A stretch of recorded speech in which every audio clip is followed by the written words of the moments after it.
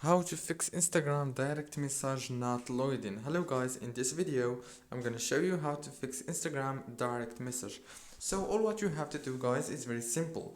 Go to the settings on your phone and then go to the apps manager like this and go to the apps. Now all what you have to do here is scroll down until you find the Instagram app like this. Click on it, and after that all what you have to do on this page is very simple.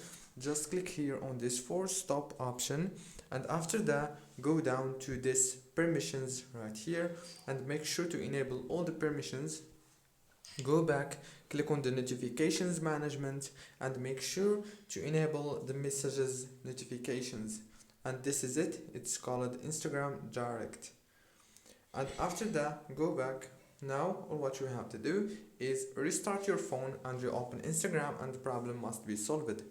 Don't forget to like, subscribe, and thank you so much for watching this video until the very end. See you later.